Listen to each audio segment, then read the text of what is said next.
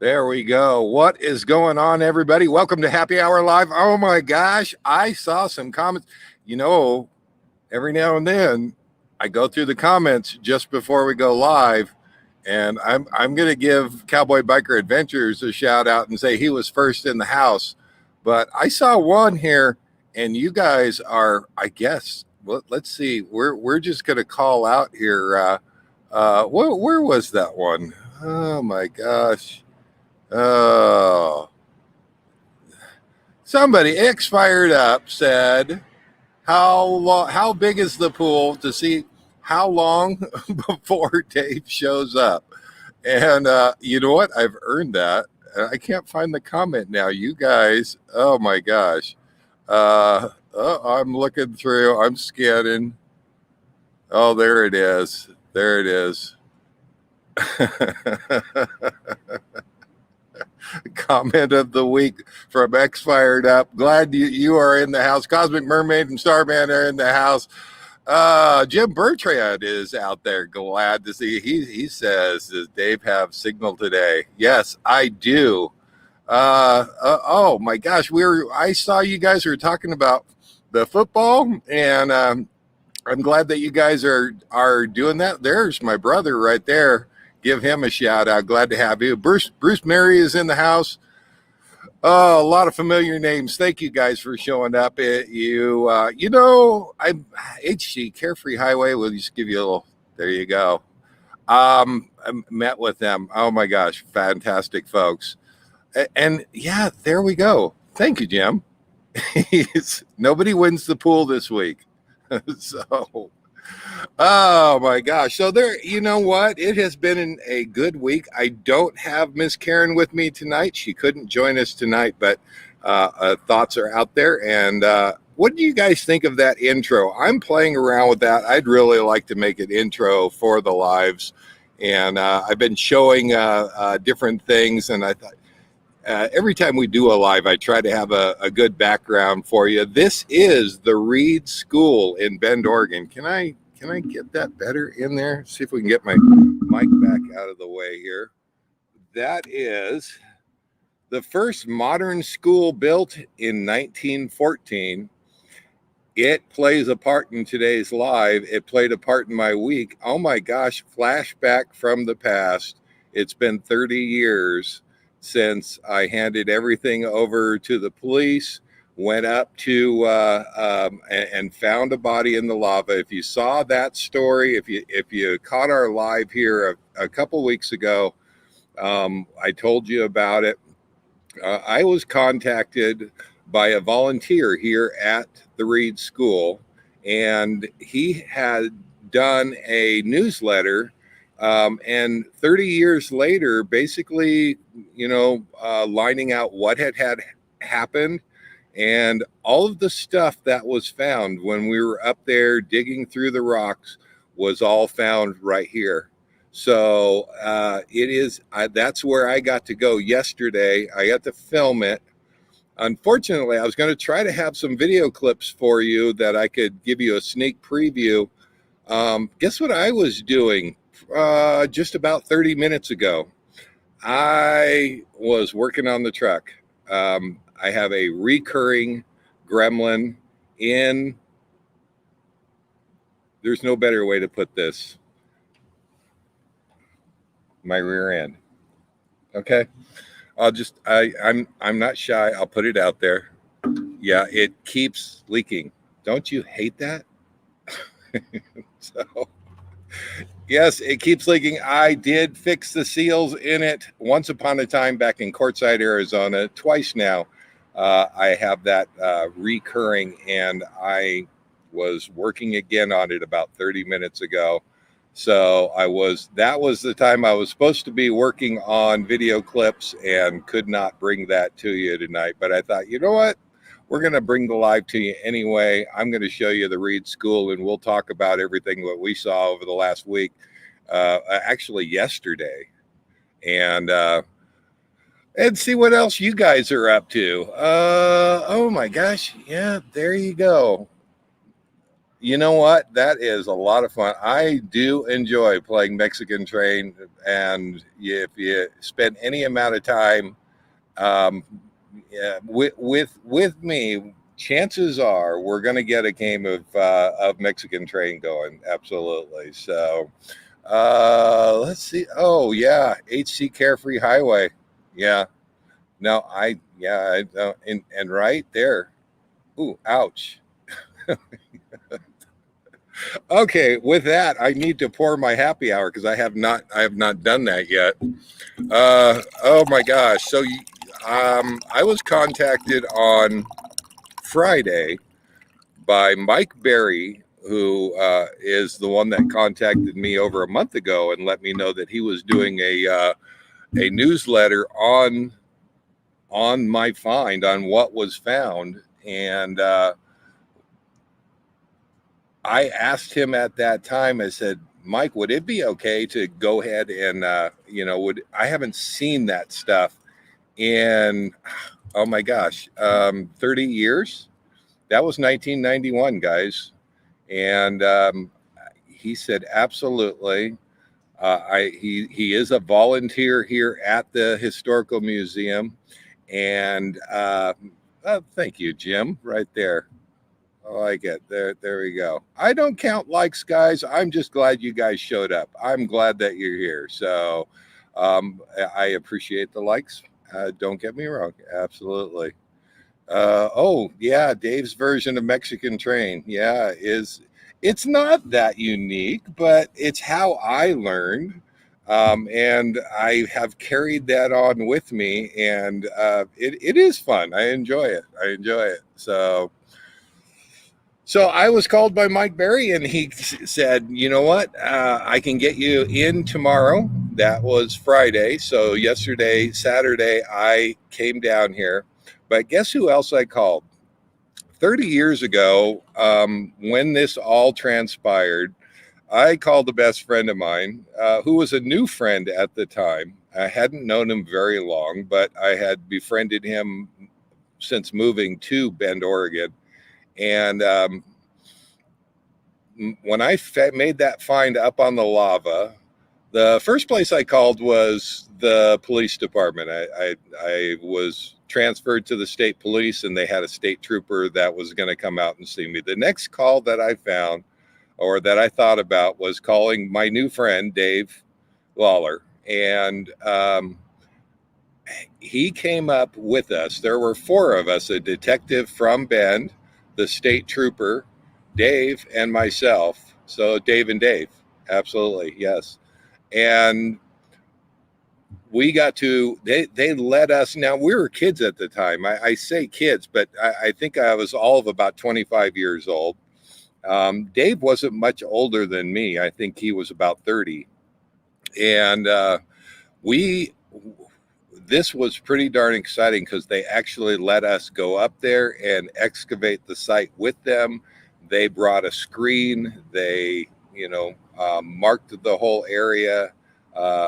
And we actually got to go in and find all the stuff. Now, when it disappeared from my hands, that was the last time that I saw it. It was later received by the Bend Historical Museum, and it resides in a cardboard box in their archives. And maybe someday they'll have a display of it. I don't know. But it was interesting enough that Mike Berry decided to do a story on it and make that happen. So yesterday, before I came down here to meet Mike and take a look at that stuff, I called my still best friend, Dave, on the phone and said, Dave, 30 years ago, I called you and asked you if you wanted to come and see something with me. And we went up and we excavated that body up in the lava. And now 30 years later, I'm asking you if you want to see all that stuff again. And oh my gosh, he got excited and said, absolutely. He and his whole family came down, and we were treated by Mike Berry to seeing everything that we found during that whole time. And oh my gosh, it was a blast from the past. You know, it's funny, you don't remember everything. And, going back through it, I got to see all the bits and pieces, all of the stuff. I did get it all on camera with the blessing of the museum. They said, yes, absolutely, come on in. Mike was fantastic, and he explained his journey in going into that. And he, loved hearing the story from Dave and I and our perspective. If you haven't seen that newsletter yet, it is in the August newsletter for the Bend Historical Museum. And it takes a little digging. If you go to their website, you can dig it up and it's in there. Or you can go back to the live that I did a couple weeks ago. I did post it in the comments section there below, and go ahead and click on that link. It'll take you straight there, and you can kind of read the story that Mike did on it. And that was here just a month ago. So, I tell you what, it was exciting to see all that stuff. Absolutely. Absolutely. So, so how is everybody else doing out there? We're going to talk more about that tonight. And gosh, that took me a full 10 minutes, didn't it? Sorry about that. I don't want to put you guys to sleep. Is it a cold case? Any ideas of who it was? Yeah, that still is ongoing. All the stuff has been transferred from the Bend Police Department from I guess it was the state police, maybe. And it was decided that this was likely a suicide. And we could talk a little bit about that here in a little bit. We talked about it a couple weeks ago, but I don't mind talking about it now. So it was from that they did clean up the gun. Now, that was the interesting thing, is I had not seen the gun. And as far as I know it, to answer your question, they do not know who it was. And it is still they'd still like to know, but I don't believe it is an open case anymore. I think they decided that it was a suicide. There was a lot of evidence to support that, and but he did not go up there to kill himself. And the fun thing was, and Dave reminded me right after it happened, we all sat around right in my front yard and speculated and talked about everything that we had found and everything that it kind of led to. And we do not believe that he went up there with the intention of killing himself. We truly believe that he likely injured himself, and there was no way to come down off of and out of that hole that he was in, and likely ended his life himself right there in that hole. And here I come along 90 years later and finally find all that stuff. But I got to hear a lot of follow-up and things that I didn't know transpired in the case. And there were a number of people that reported to the state police that they had a grandfather or they had somebody that from the family that went missing. There was a number of these, and no definitive way to say if any of those were and that person. And but there were a number of the reports that were in the box with the stuff that we got to see yesterday, and I didn't know about that. It was kind of interesting to see, and but no, they were unable to positively identify who it was, and that still goes on. Mike Berry is intrigued by it all, and he still hopes that somebody somewhere will, come up with a ranch foreman, or it was somebody important, guys. It was somebody important. That's all we could say. He had a whole ring of keys on him. That was not common back then, and certainly not common for somebody who was planning on ending their life to go up there into the lava. He had a number of colored rocks in his pockets, we assume, a hand-chipped shaving mirror. But the interesting thing was the gun. Now, the last time that I had seen the gun, it was a rusty hulk of a piece of metal that you look at it and you think that there's nothing can be done with that, and it really, there would have been no way to restore it. It was too far beyond that. But to actually gain any information on it, I saw the gun. I got to see the gun after the crime lab got done, and they actually exposed the serial number on the gun. They were able to get the gun break open so that they could remove the bullets and one spent shell casing from the gun. And that was all out there on display. That is part of the box that they have there. It was really neat to see this gun basically cleaned up as much as anybody ever could, and to actually see a serial number on the bottom of this gun. They traced the gun to a wholesaler in San Francisco, California, and it was sold in 1897. But back then, it was the only record there was of it is from Smith & Wesson, who sold it to a wholesaler in San Francisco. There is no record from the wholesaler or where the gun went after that point. So obviously it ended up in the lava up above, but it does kind of point to the right time period that they're thinking it's right around 1900. So fascinating, amazing to see that.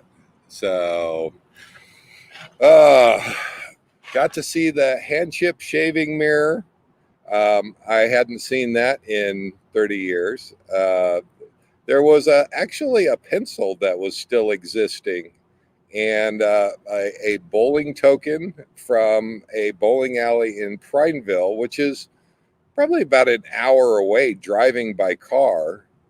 There was a bowling alley in Prineville at that time, but it's no longer, it doesn't exist there anymore. But that bowling token kind of definitively says that he operated in and around the Central Oregon area, and still no clue as to how it is that he ended up where he ended up. But a lot of fun seeing all of that stuff again. So they did date the powder in the bullets was black powder, and they switched from black powder to smokeless powder right around the turn of the century. So again, even the bullets kind of put that to right around 1900. So they actually, I got to, now when we found it, there were boot soles, but they were Goodyear boot soles. Interesting that you couldn't really make it out, but there's a Goodyear insignia on the bottom of the soles. None of the rest of the boot was existing. None of the rest of the boot was there. But they, by the soles, they figured out likely the style and type of boots that he had on. And Mike actually had a sales ad for those boots brand new from around that time period. So I'll tell you what, there's been a number of people have given this a lot of thought, and seeing the culmination of all of that come together, and basically I get to see it now, 30 years later. A lot of fun, a lot of fun. So, uh, let's see what you got here. Oh, you guys are enjoying. I'm sure you're enjoying the the story. So, yeah, this was 1914. You know, Bend, Oregon really kind of got it started in 1914, right around that time. In fact, we're guessing that the cowboy or ranch hand, or we're guessing a foreman that got stuck up there that we found, likely there wasn't much of Bend that was here. But the interesting thing was there was a stagecoach and a train drop-off depot not too far away, probably less than a half mile away. And the town of Bend didn't really exist at that time. But if you were dropped off and you took a stagecoach or something to that effect, you were likely dropped off about a half mile away from where we found him. And they're guessing there was a trail that actually led across the lava to a bridge, that we're guessing he may have been looking for that trail, trying to figure out where it was so that he could take it and get over to the bridge and go across to the Deschutes River on the other side. Mike had actually in the box the trail marked on several maps.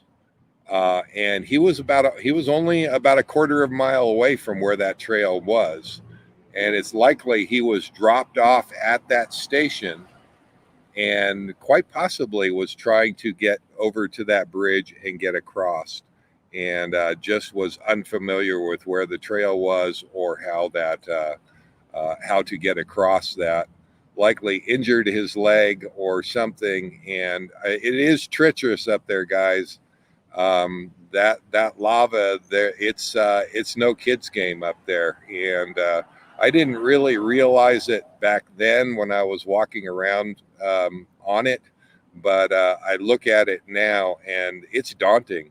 It is absolutely daunting. So yeah, if you were looking for a trail going across it, that would be the only way to get across it. And maybe not knowing, that's how he ended up there. So let's see.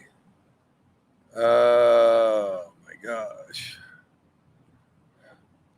So I was able to get in there and film it, and I will be putting that up here very soon. I'm going to have some fun with that because I did notice at a certain point I wasn't recording, and that's kind of the hazards of recording YouTube videos. Every now and then you shut off the camera, turn it back on, and you forget to hit the record button.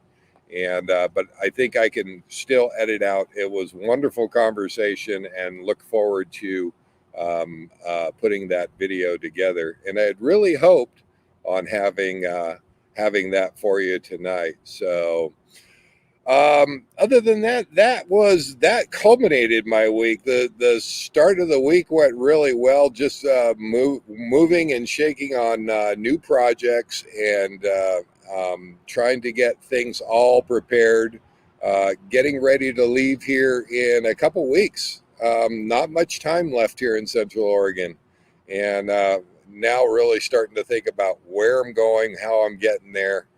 I normally head down for Lake Tahoe after I leave here. I like Lake Tahoe, and it's a nice stay. Usually stay there a couple weeks. I'm not going to be able to do that this year.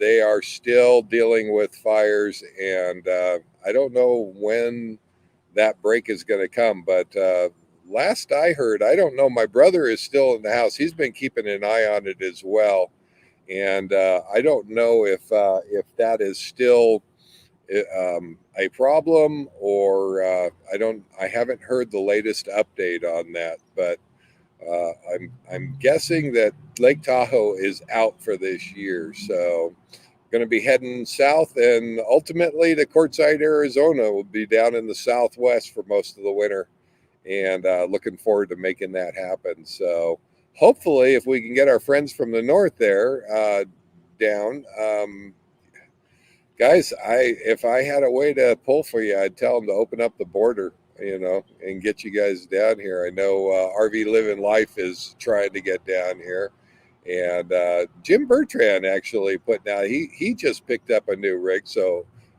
looks like he's making plans, and hopefully get you down here, Jim. But there's nothing I can do from here. I'll write as many letters as I can. Just let me know where I can send them, that they might actually be read by somebody, because I don't think they're going to listen to me, honestly. So, how about an update? I was going to throw together the football pool. We got the football pool going. It is doing great. Dawn and Gail, I think Gail was, Karen had helped Gail with some problems with one of her teams, but it looks like that has been resolved. I haven't heard the latest update on that, but it looks like everybody's having fun with it. I tell you, it is a little addicting when you start playing it, and hopefully you guys see how easy it is. There's really, just keep an eye on your guys and who's playing this week. So, yeah, definitely. We'll give you updates as soon as we have them. We're right in the middle of our first weekend of regular season games. Thursday night started us off, and by next week I will have kind of an update on where we're at. I think I saw Carrie mentioning out there that, or somebody was taking was taking last place, and it's no, you don't count it out until until Monday night's game is done. So you never know. But Dave, I don't know what to do next. Okay. Yeah, you know what? Once you get through Monday, it opens up your team and allows you to kind of trade and move players, and you can kind of look and see who's left out there. You may want to switch players. If you have a player that is not likely going to do particularly well, you can go and find another one. You can find a backup quarterback.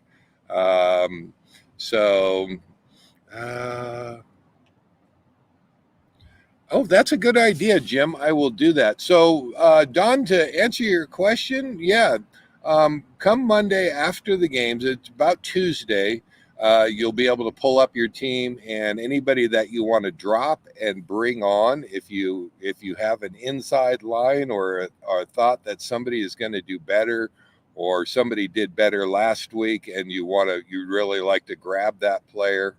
And just watch who you've got playing each week and make sure that you have a player in there. I think that's what Gail was struggling with. She had a kicker that she got out of the draft, and that kicker wasn't going to work for her. She picked up another kicker with Karen's help, and hopefully has resolved that and got a new kicker in there. So.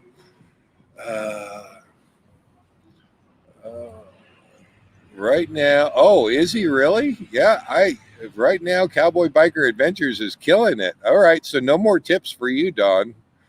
And I like this, Jim. I am going to go and grab those pictures with your permission. Maybe we'll throw them up on one of the future lives.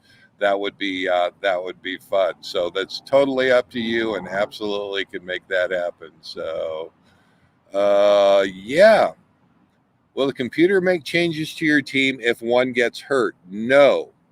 So that's where you have to pay attention. If somebody gets hurt, you have to decide whether you want to drop that player altogether, or if you just want to put them on the bench and put somebody off the bench into that spot. But the computer won't do that automatically for you. So if you leave him in there and he doesn't play the following week, you'll probably lose out on points. So that's kind of the fun of it, is kind of watching and making sure that all your players are getting play time and getting points for you. So watch that, and if you want to trade somebody off that's not going to do particularly well, it's really easy to do. So if you guys, if everybody on the fantasy football, our friends, our Endeavor friends on the fantasy football, if you guys would like to schedule a live, and it will just be a private live that would be just with you guys, we can run through that on the computer, and I can show you exactly how that works, and maybe help you clear up any questions you might have. So let me know if you have an interest on that, and that would be really easy to make happen. So not a problem, not a problem. Oh yeah, don't have a kicker right now. Yeah, yeah. Well, go check out the kickers. If you go up to players, click on players, click over on the kickers. It should show you who is available, and you could easily pick them up. You also have to watch their bye weeks too. If they're not playing a particular week, that's a bye week is when that team that player plays for, it doesn't play a game that week. You definitely want to throw somebody else in there, because you won't get any points if they're not playing. So no, the computer will not. I have Beckman and could not put him on the bench. I'll need to work on that. So you can take anybody and put them on the bench. You just have to move somebody else up into his spot. The computer does want you to do well on that. Oh, there is another thing. Here's a tip for you. If you have the NFL Fantasy Football app on your phone, for some reason I don't find it on the desktop version for the computer. But if you have it on your phone and you sign into your team, it gives you a little optimize button. Click that little optimize button, and it will automatically move your players to what it deems is going to be your best option. Is it always accurate? No. So you got to watch that and make sure. But there's a tip for you, and maybe we'll cover that if we do that live. So, that's there you go. There you go. Yeah, no problem. You know what? We'll make that happen and see if we can't put that together at a time when everybody can be there. We have people that are on the team spread out across the country, so we'll have to look and see what a good time is going to be for everybody. But we'll also keep that and save that live, and just so that if you miss it, you can come and kind of check that out and see how that works. So we'll work on that. We'll work on that. But essentially, you do not have to do anything with your team. You can let it sit and just run the season. It won't move players around for you automatically. But, I have seen it done before. And believe it or not, they got to the other end of the season and they were in the playoffs. So, sometimes dumb luck just happens. So there you go. There you go. So we talked about getting out of here, and it looks like Reno, Nevada is probably going to be one of my first stops or thereabouts, and probably going to hold up there. Maybe hopefully see Tom and Lori while we're down there. I'm not sure if they're still going to be there. They do move around a little bit as well, so hopefully getting to see them. And you know, hopefully without any problems, should be down. Possibly may make a left turn and go towards Sedona.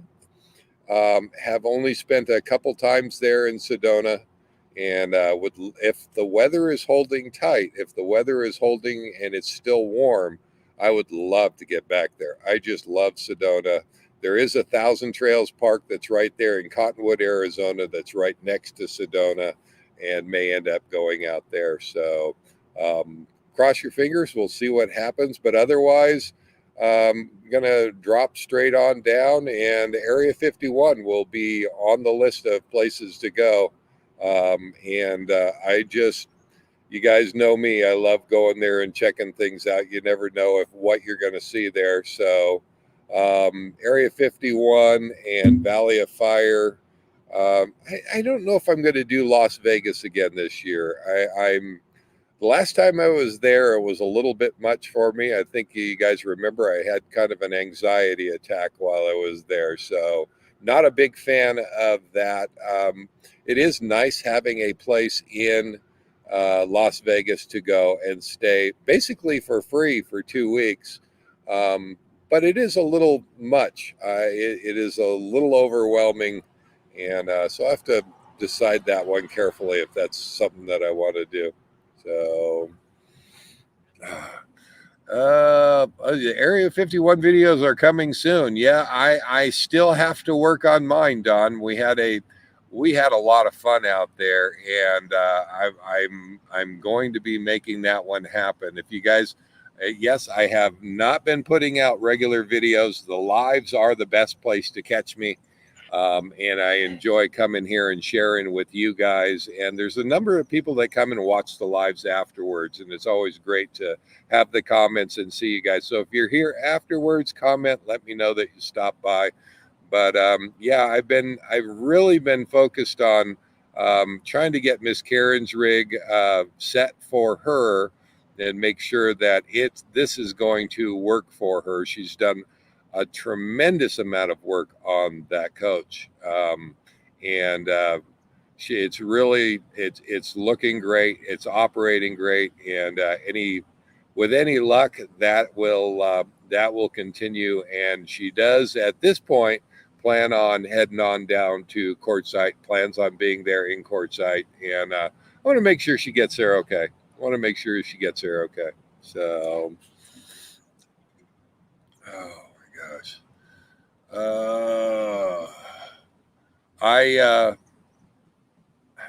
I think I updated you guys last week and told you that I fixed my microwave. Guess what? Yeah, that lasted 2 days.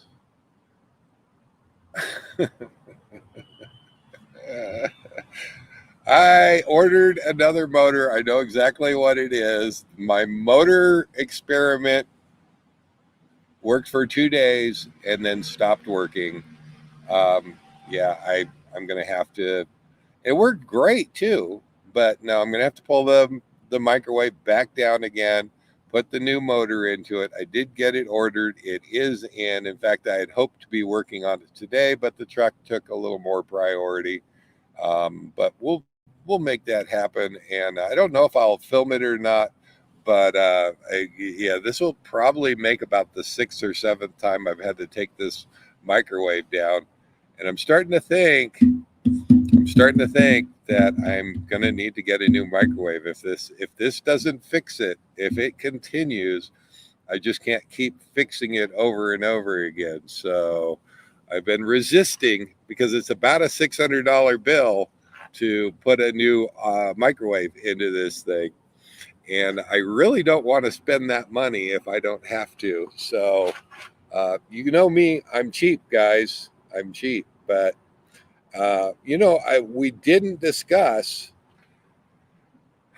last week. This is how cheap I am. All right. I forgot to tell you guys And I am now sitting in my new GCI chair.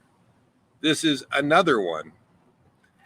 So I had another one of my GCI chairs give up the ghost and had to cut it like I showed on the video before. And they were very prompt in sending me a new one. And it's great to have my chair back again. Now, some of you have come and visited me and you've heard this whole story. I will share that a little bit.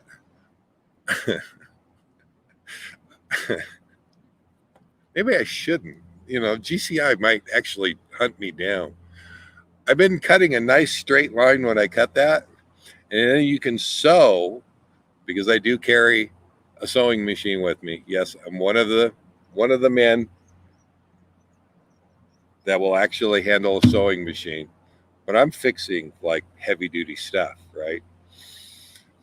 Sew a strap right down the middle of that chair. And if you ever come and visit me, you will see these chairs. I'm starting to gather a collection of them. And they have been working great. My Frankenstein chairs have been working great. And eventually I'm going to end up with a stadium of chairs. You know, I wish that GCI would fix these so I wouldn't have to do this anymore. But as long as they're going to offer a lifetime warranty on it, I'm going to take advantage of it. I just wish it's the same thing.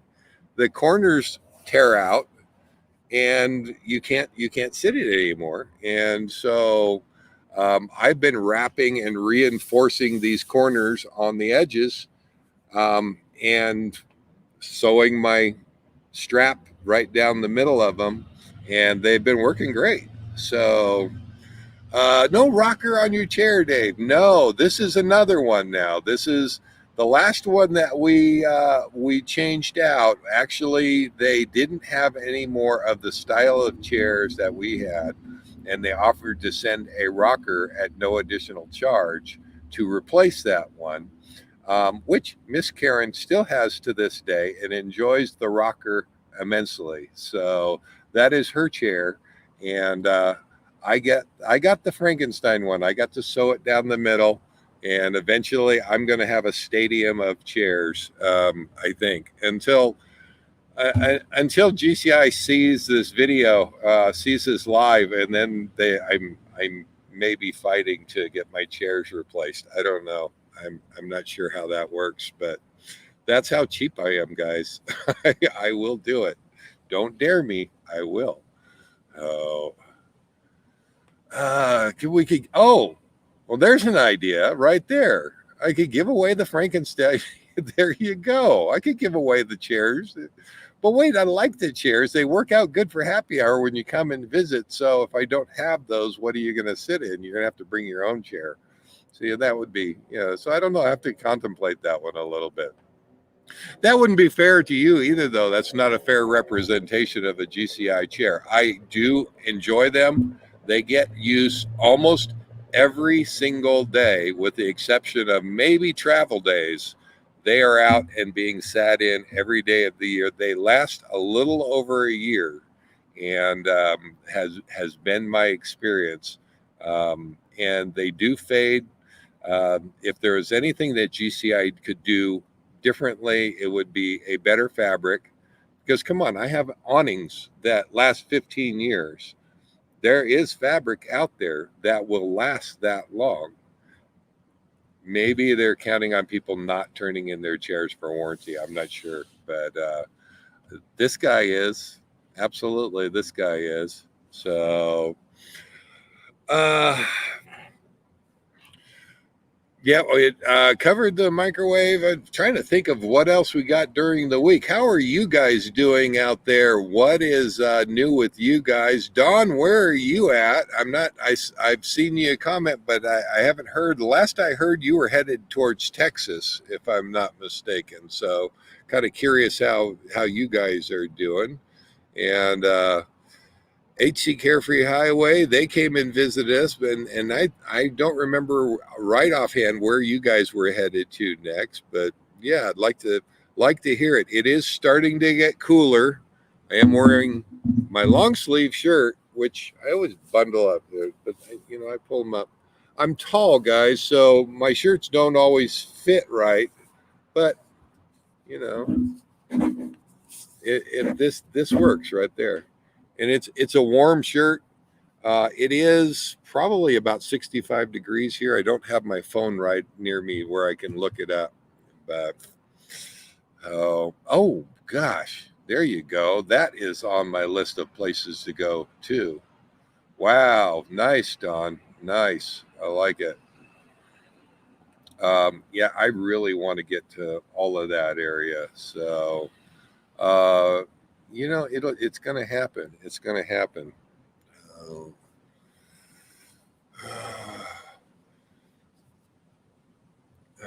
Say, take it. We are doing Jamaican coffee tonight, guys. Jamaican, very lightly because I do have to drive after this. But Tigner Adventures just came in the house. Glad to have you guys along. Running a little bit late. How is everybody? Everybody is doing good. Yeah. We did cover the update on the body, so I'm not going to bore everybody else, but Dave, you guys will have to go and check out the live after it posts and see that. You had to Texas and then Gulf Shores and then Courtside Cowboy Don over there. Cowboy Biker Adventures says, "Well, good. We look forward to seeing you down there." My guess is that I'm going to be down there somewhere in probably late November, early December. And I just had a thought. My Davy Crockett grill is not fixed yet, and we're fast approaching Thanksgiving. And every year, if you guys have been watching, I've tried to pull off a solar Thanksgiving, all solar, and I've come very close the last few times. So, hey, oh my gosh, yeah, let's talk about that. We'll talk about that. I don't know. I don't know, Don. You gather the information on it, and we'll see. We'll see. Oh, Tigner Adventures sold the generator today. Now installing a mini split. Oh, okay. That does seem to be the new thing that everybody is doing. Are you going to be able to run that off of solar? And boy, that is a video I'd really like to see. Absolutely, absolutely. Hi, how you doing? Uh, let's see. Let's put that up there. Headed back home after visiting you and Karen, planning on heading south in October. That may get canceled. Well, yeah. I think everybody's plans are kind of written in sand anymore. So yeah. Uh, oh, let's see. Got a shout out for. I am going to. Uh, Yeah, that is. They put no, darn it, I missed the comment. But you put your team name in there, and I'm going to be mentioning those. I'm going to put all the teams up so everybody knows the teams. There is a way to come and watch the fantasy football, and see how everybody's doing week by week. And I will see if I can't come up with that link to put that out there. So. If you're curious and want to see how the league is doing, you can come there and get all the updates on the league. So I've never actually done it before, but I have heard of it and saw that is an option somewhere. So Richard Meek is getting ready to move. We're excited. We've been stationary since June and going to be moving in the next couple of months. Outstanding. Glad to hear it. I can't. It is driving me nuts to be in one place for so long, but hopefully, with any luck, here moving real soon. So, and then it's about every couple of weeks for traveling. So, Tigner Adventures, the plan is 100% solar. Outstanding. Outstanding. Love to hear it. You know, that would really be interesting to watch on videos. Hopefully you're putting those out there, and that would be fun to kind of see that transformation. So I know the big one has been AC. It's like, how can you pull off the AC? So hopefully I wish you luck in that, and really want to see how that happens. So there's one from the Tigners here. Let's see if we can put that. Yeah. Love the RV Trip Wizard videos. Nice. Yep, there you go. You know. Uh, oh, there's RV Living Life. Yep, out. Just got in from walking Lexi. Will catch up on the replay. Yeah, absolutely. I was just telling Tigner Adventures. They just came in a little bit late. That you'll have to go back. We covered that right up at the beginning of the hour. So let's see. All right. Well, that is about it, guys. I don't have a lot of updates on Nomad News. There hasn't been a lot. Things have been rolling along. We are seeing the fuel prices go up, and including Karen and I have both talked about how that's going to affect travel. We set aside a certain budget for fuel. Each month, and that, you know, we're limited by that, you know, fuel and how far that'll carry us to get to the next spot, to, you know, to eventually getting to where we want to go. And yeah, we're looking at those fuel prices go up and up, and it will change the travel just a little bit, but hopefully with any luck, not too bad. So uh, other than that, that is going to wrap up this one, guys. It has been it's just been more work on the coach and kind of taking care of things, getting things fixed, some things getting refixed, like the microwave.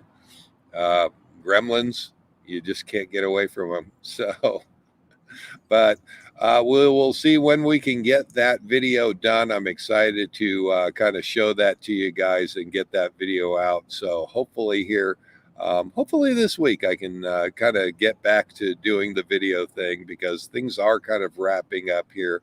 And other than a microwave, I think we can make that happen. I think we can make it happen. So, but other than that, we will see you guys next week. And I can't tell you where it's going to be from, because sometimes we just decided on the fly. But hopefully Miss Karen can come back and join us again next week, and we will see you guys all then.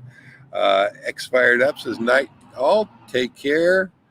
Cosmic Mermaid and Starman, yes, have a good week. Thank you. Yeah, bye. You know what? So glad to have you guys here. Yeah, and there you go. Big shout out to Don, Cowboy Biker Adventures. Check out his channel, and we will see you guys on down the road. You guys take care, everybody. Night all. I still have a little bit of coffee, a little bit. So take care, all. Bye-bye. There we go. Let's see.